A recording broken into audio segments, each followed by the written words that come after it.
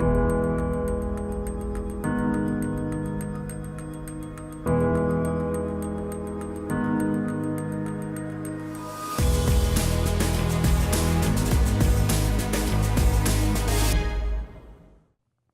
back. Over the last several segments, we've been talking about being a great mobilizer.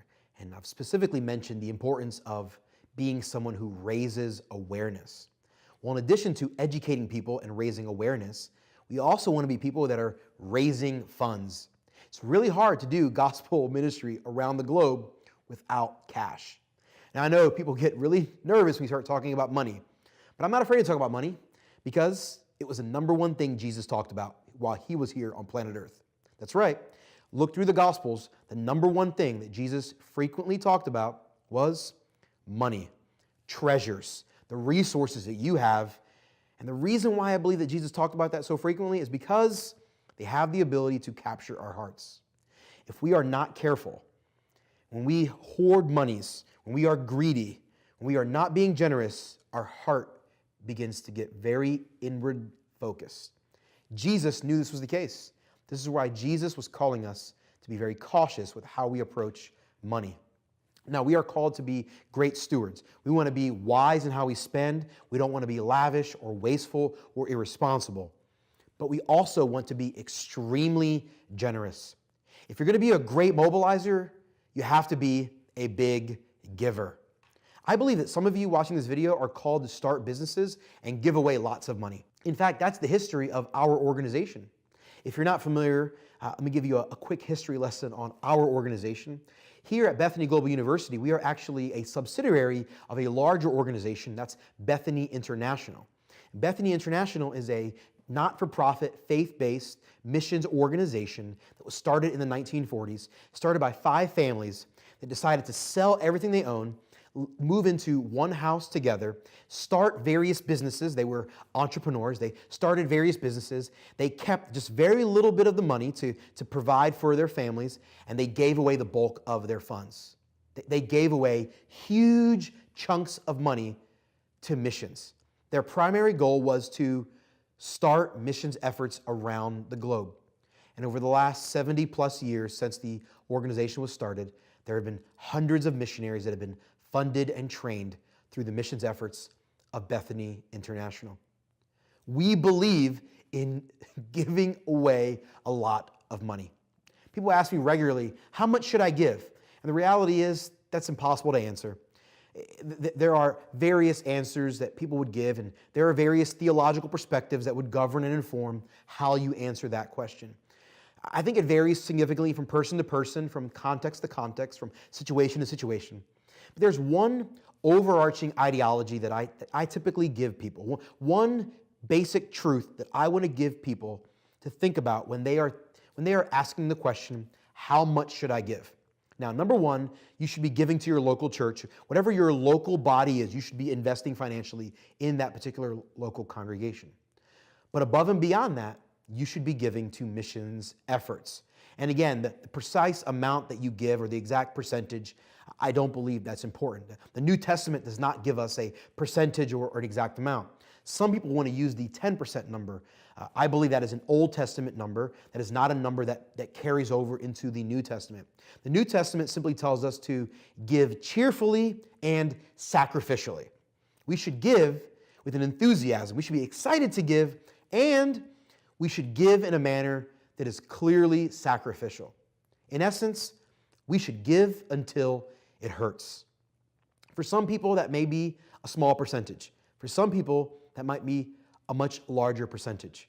I'll use my own personal situation as an example. As of the recording of this online course, I'm 36 years old.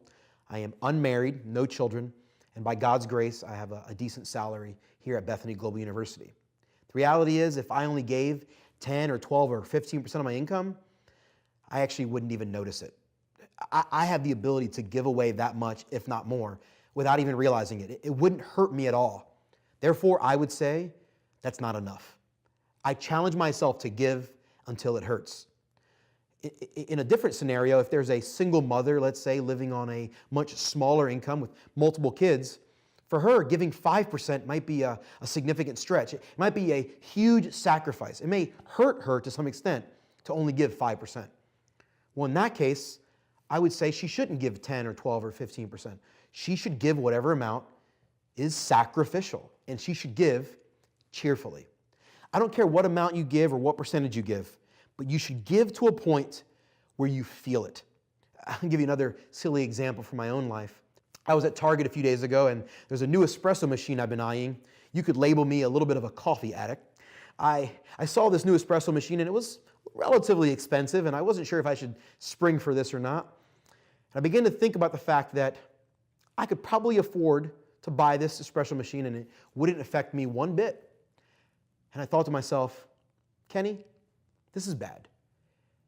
What I actually would prefer for myself is to be sitting at Target and thinking to myself, I really want this espresso machine, and I probably could afford it.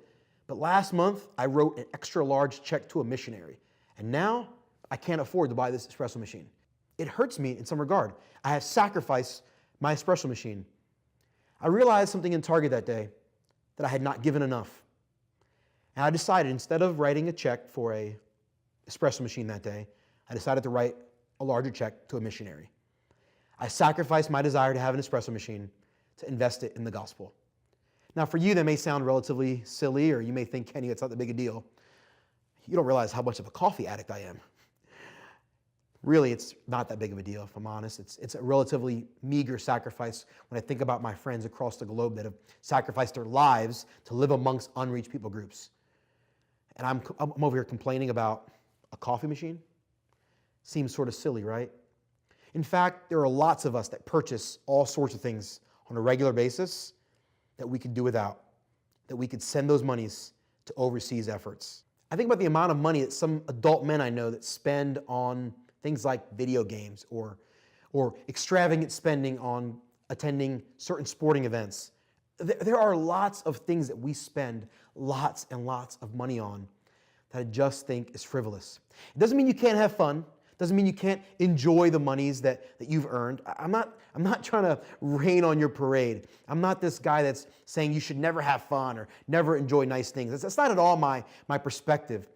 I'm simply saying every now and then, or maybe more than every now and then, we should look at some of our spending, look at some of the habits on how we invest our monies, and choose to sacrifice things in our lives so that the gospel can be propelled around the globe.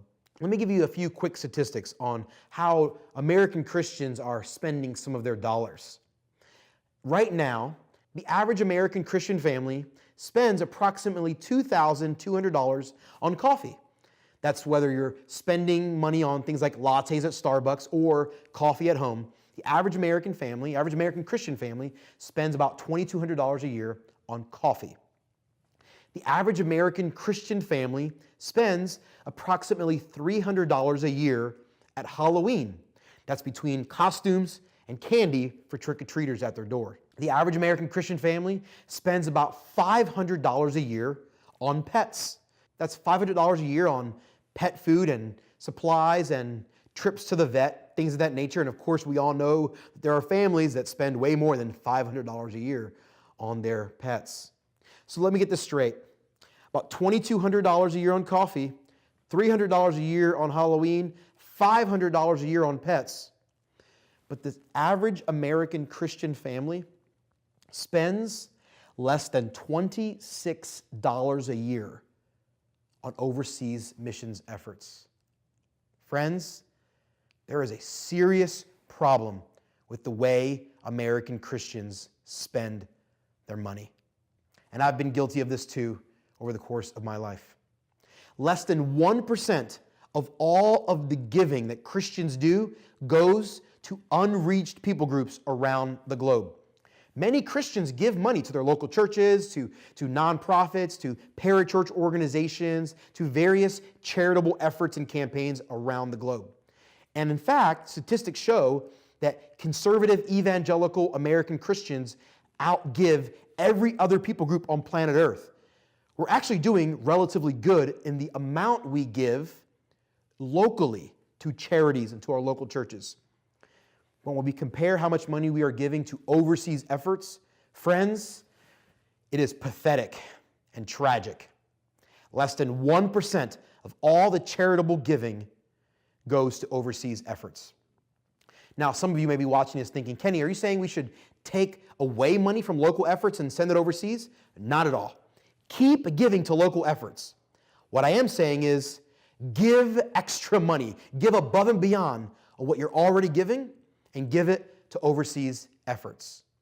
The other thing I would encourage you to do is to advocate at your local church or your local school or your local organization for more of your monies, more of your budget, and more of your resources to be diverted to overseas efforts.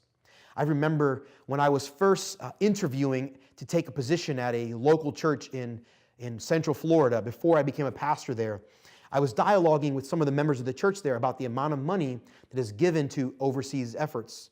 Across North America today, most evangelical churches typically give between 1% and 3% of their monies to overseas efforts. This particular church that I was interviewing at the previous year had given nearly 30% of their budget to overseas efforts. Most churches give 1% to 3%. This church was giving 30% of their money to overseas missions efforts, to church planting amongst unreached people on planet Earth. I remember thinking to myself, this is a church I want to be a part of. And for several years, I had the privilege and honor of being a leader in that local church context. And one of the things I learned from being a part of that church is the power of the local church when local churches decide they want to give a huge amount of their monies to overseas missions efforts. I believe that we should give lots and lots of money. We should give generously. We should give sacrificially. We should give enthusiastically and cheerfully, above and beyond. Whatever number you're thinking you should give, I would surmise, I would speculate that it's probably more than that. That whatever number you think you should give actually is smaller than what you should actually be giving. All of us are called to do more. All of us are called to do our part. To the best of our ability, give until it hurts. Give sacrificially and make sure that a huge chunk of our funds are going to the unreached people groups of the world to help gospel efforts amongst those that have never heard the gospel even once. Those of us who live in North America, we have incredible financial blessings and material opportunities here. We have incredible resources, incredible affluence here in the United States. If you live in the U.S., even if you're one of the poorest people in the United States, you are still one of the richest people on planet Earth. And I believe that because of that, much is expected of us. Now, you should never feel guilty for being born in the United States. You should never feel guilty for the resources you have. But you should definitely utilize those resources, utilize those material blessings to propagate and propel the gospel. Jesus said this in Luke chapter 12. He said, "To whom much is given, much is expected." Man, this goes across the board, and this applies to so many areas of our lives. Jesus is giving us much blessing here in the West, especially those of us who live here in the United States. We have incredible financial blessings, and we are called to use those for gospel efforts. Again, you should never feel guilty for what God has given you, but you should feel inspired to use it for good. I want to finish this segment by giving you a quote from one of my favorite authors, a man by the name of Randy Alcorn. Several years ago, he wrote an incredible book called The Treasure Principle. I highly recommend it. It is in my top 10 best books of all time. I highly encourage you to pick that up at some point. He talks extensively about the principle of being lavishly generous, being sacrificially generous. And in the book, he gives a quote that has drastically shifted how I view giving, and I want to share it with you here in this segment.